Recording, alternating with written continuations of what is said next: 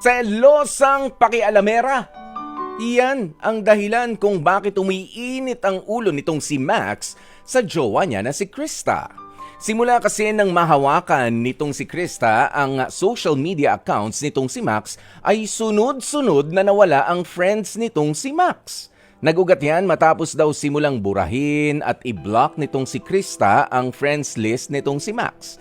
At sa tindi nga ng pagkakalkal pa nitong si Krista sa social media accounts nitong si Max ay pati nanay at kamag-anakan niya ay nagawang ma-block na rin. Etong mismong si Max, nagdesisyong sabihan na nga itong si Krista na papalitan at hindi niya na ibibigay ang password ng kanyang bagong social media accounts. Aba, si Krista, siya pa raw talaga ang nagalit na dahil sa gustong mangyaring yon ni Max ng Caloocan, 27 years old. Kakausapin na po natin siya. Max! Magandang tanghali. Magandang tanghali sa iyo, Max. Nakagawa ka naman ng bago mong social media accounts. Oo, sir. Grabe kasi talaga.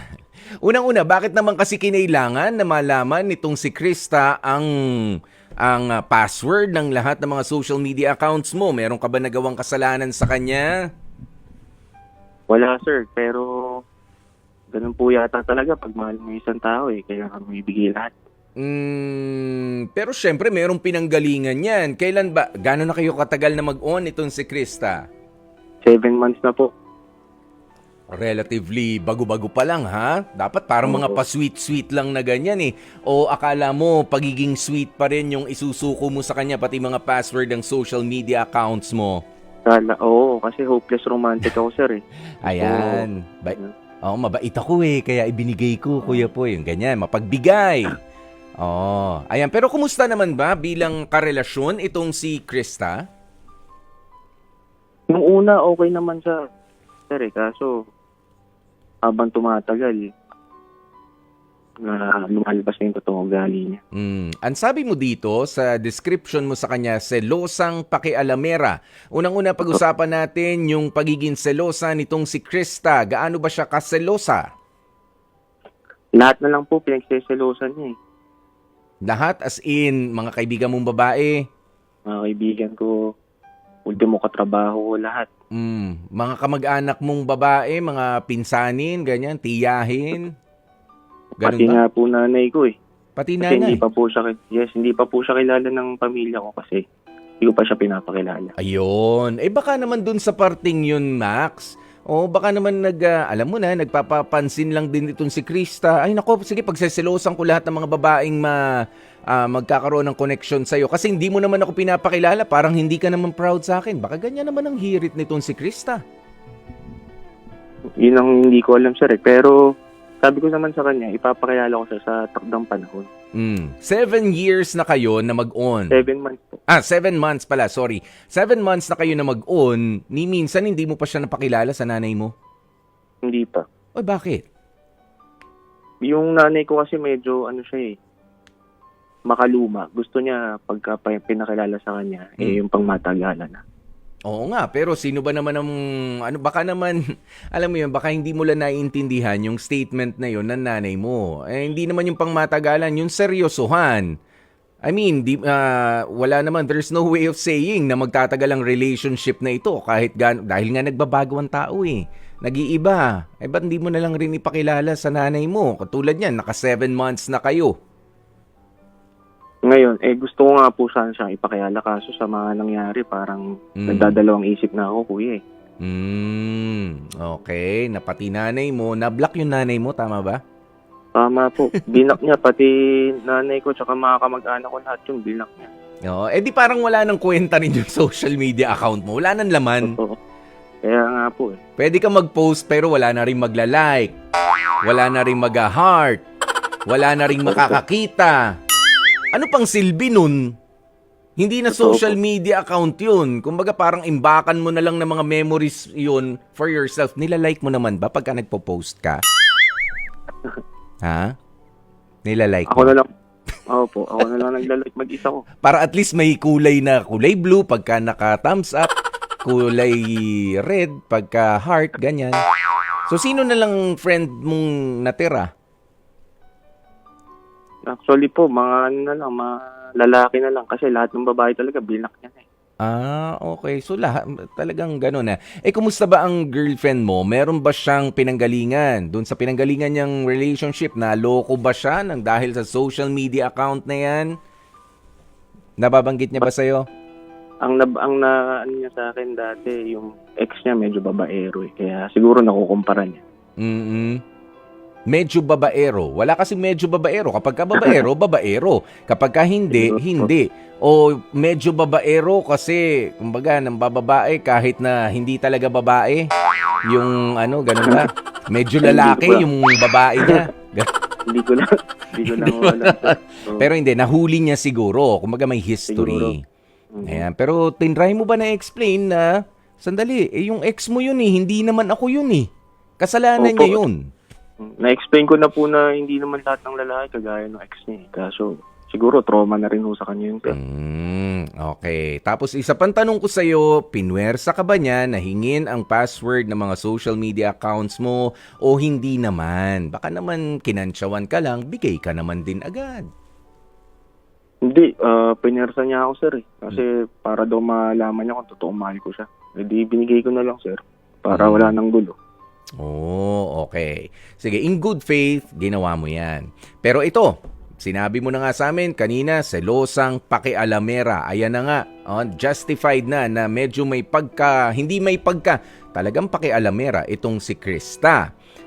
Pero kung sa pagiging pakialamera niya, sa pagiging sobrang selosa niya, ikaw ba kaya mo pa magtagal sa loob ng relationship na yan? O mas vina-value mo naman syempre sa social media mo, yung mga friends mo na nakilala? Kasi kung lahat na lang nakakausapin mo pag seselosa niya, lahat ng babae sa buhay mo, including your nanay, ay hindi mo na makita sa social media dahil ayaw ng girlfriend mo, anong masasabi mo sa relationship na yan? Nakakasakalo eh. Ayan. So ngayon, ano ang kaya mong gawin para kay Krista? Siya naman, marunong ba makinig? Yun nga po eh, minsan masyado siyang talaga self-centered. Hindi ko na po siya maintindihan talaga. Kasi Kaya nagdadalawang isip na ako. I think it's a sign of insecurity. Kaya nga tinanong ko kanina, may history yan Pero nagagamot na yan kung gugustuhin ng tao na mawala yon. Kaya ito para sa mga kababaihan na katulad ni Krista, kung naloko man kayo ng ibang adan, ng ibang lalaki noon, wag naman yung makipapasok na naman kayo sa relationship at pagdududahan nyo na yung mga lalaking bago nyong karelasyon na gagawin din sa inyo the same mistakes na ginawa nung mga ex ninyo. Mali naman yun. Wag na kayong pumasok sa relasyon kapag ganun lang rin. Okay? Katulad nitong si Max. Pero Max, doon ba sa social media accounts mo, walang nakita itong si Krista na dapat niya rin namang kasilosan? Ex mo, yung messages nyo ng dati mo nililigawan, baka nandun pa? Wala po.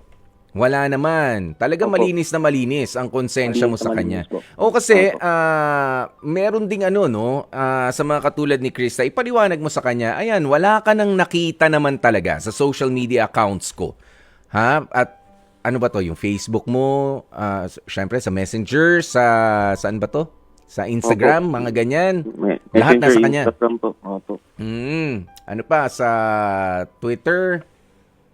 Opo, pati Twitter ko po. Twitter. Lahat po talaga. Sikat. Ayan. Bumble. Tinder. Wala po. Wala po. Wala. Nasa secured folder. Wala po. Anong sir? Wala. Wala ka mga ganun. Mga dating apps, Ayan, wala namang mga ganun. Opo, Pero wala hindi. po. Up to some point, dapat naman, ayan, wala ka naman nakita. Siguro I can have my social media accounts back. Wala namang bahid Pinaliwanag mo na ba yan kay Krista? Subukan mo.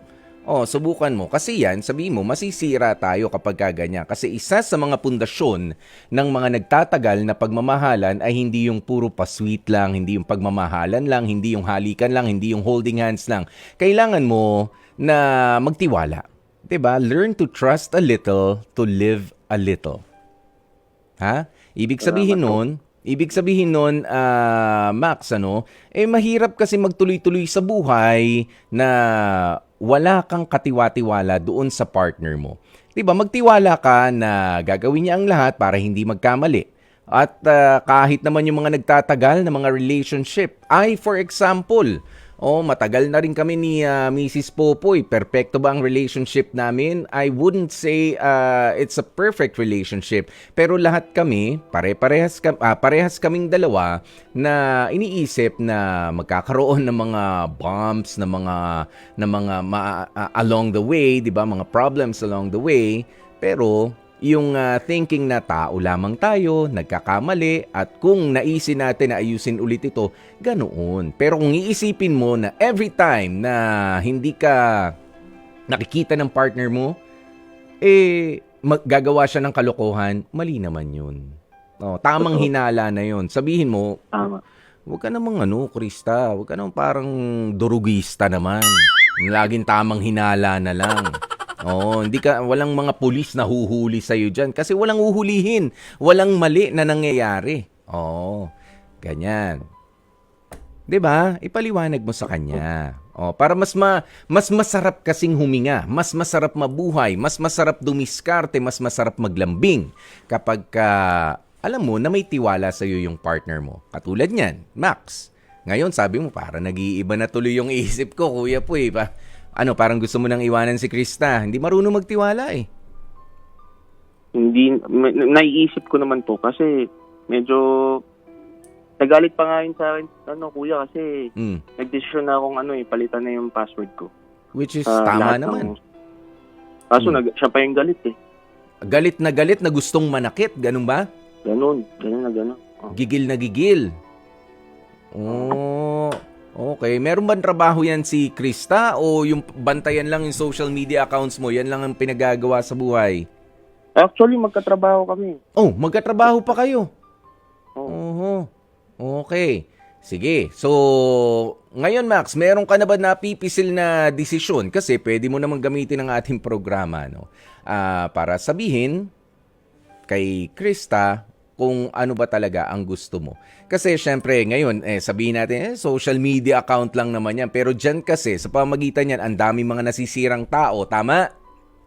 Tama po. Kung hawak-hawak niya pa rin yan, pwede niyang, ihahak nga. Hindi nga kakilala, nahahakan social media. Tapos kung ano-ano mga pinupost. Diba, nagagalit tayo. Pero kung ganyan, na siya lang ang magko-control at para kang hawak-hawak sa ilong, hawak ka sa liig, hindi naman tama yan. Baka makasanayan niya, marami pa kayong pagsasamahan. If you decide to stay with her, marami pa kayong mga pagsasamahan. Pati sa buhay mo, pakikialaman ka na talaga niyan. Totoo po. Kakayanin ba? Kaya ikaw, magdesisyon ka. Kung ako tatanungin mo, at ganyan talaga yan si Krista, hindi siya makikinig sa mga sinabi ko na hindi kailangan mo magtiwala sa akin dahil kung hindi, social media yan. Sabi mo, social media accounts lang yan. Pero syempre, meron din akong buhay. Mukha ko yan, pangalan ko yan nandyan. Bakit ibang tao ang may control? Ba't hindi ko makontrol yung sarili ko mga gustong gawin dyan? Buti pa maghiwalay na lang tayo. Pinakikialaman mo, social media pa lang yan ha? Pinakikialaman mo na ako, papaano pa kapag ka nagtagal tayo, ang mga gastusin ko, ang mga susuutin ko, kung lalabhan ko ba ang brief ko o hindi dahil umuulan. Baka pakialaman mo rin yon. Baka sabihin mo, pahanginan ko na lang. Baka magkahadhad ako. Diba, yung mga ganyan, mali yan. Depende sa trip niya. Ayoko na. Maghahanap na lang ako ng iba. Ikaw, Max, ano sa tingin mo? Ang tingin ko po, Kuya Poy, parang gusto ko pa siyang bigyan ng chance kasi mahal ko po talaga. Mahal naman talaga. Gusto kong patunayan sa kanya na hindi lahat ng lalaki kagaya ng ex niya. Okay, sige, gamitin mo na nga ang oras nating natitira para ibigay ang mensahe mo ng maayos na pakikipag-usap naman dito kay Krista na ibalik na at wag namang masyadong pakialamera pati nanay mo, mga pinsan mo. At ikaw rin naman, aralin mo na maiharap naman siya doon sa mga taong siguro kasi kaya nagaganyan yan, baka nagpapapansin din dahil hindi mo siya pinakikilala sa mga friends mo, hindi pa? Baka nga po, pero kilala po siya ng mga kaibigan ko pamilya ko lang po hindi. Pero ipapakilala ko na po. Yun nga. Iba rin kasi, nag-iiba ang attitude nila kapag ka alam ng kapartner mo na proud ka, kilala ka ng pamilya nila, medyo mas lumalambot yan. So ngayon, baka yan lang ang ginagamit niya para makapaglambing sa'yo at ipaalam na, pakilala mo naman na ako sa kanila, 7 months na tayo. Tapos hindi mo man lang ako inihaharap kahit isang hapunan, isang merienda time lang, mabilis lang. At least makita lang ako ng mga, di ba? Doon siya nai-insecure, kaya hindi pa rin siya sigurado kung wala kang kalokohan na ginagawa behind her back. Sige, ito na ang pagkakataon Siguro mo. nga po. Go ahead, Max. Hi, love. Krista. Sana dumating yung panahon na hindi ka na maging selosa at pakialamera. Kasi hindi naman lahat ng lalaki kagaya na ex mo. Huwag kang mag-alala, ipapakilala na kita sa pamilya ko. Baka yun rin yung dahilan kung bakit ka nagiging ganyan. Pero sana naman huwag mo na i-block lahat. Pati nanay ko, na-block mo na eh. Pero yun nga. Huwag kang mag-alala. Ayusin natin lahat to. Tayong dalawa. Ayun lamang po. Salamat po, kuya.